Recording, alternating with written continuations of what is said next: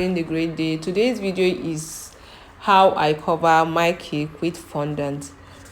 So first of all, I roll out my fondant. I use my smoother to smooth out the fondant. I place it on top of my cake. I flip it over. I use my knife or pizza cutter to cut out the excess fondant on the cake. Then I flip it back.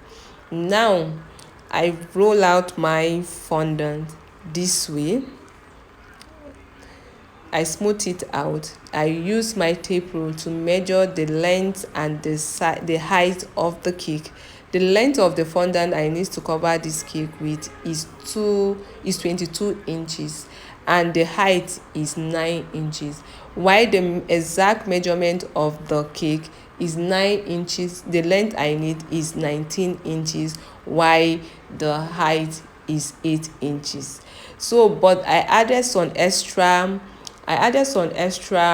inches to it, so that will enable me to cover the cake without having any problem. It's better I have excess fondant than to cover the cake and I do not cover it properly. So I'll cut out the excess fondant. I will use water to glue the fondant to the cake.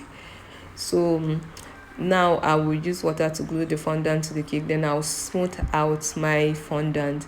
Then I will use my cake smoother to cut out the excess fondant on the cake.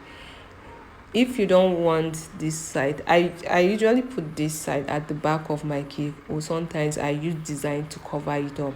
So if you don't want it to be visible, you can cut it out and smooth it very well, or you will use design to cover it.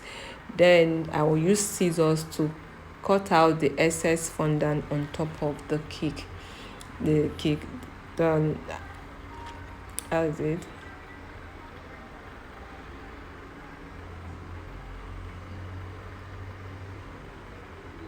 then I'll smooth out a thin layer of fondant.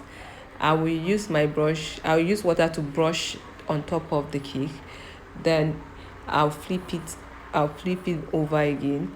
I'll cut out the excess fondant on the cake.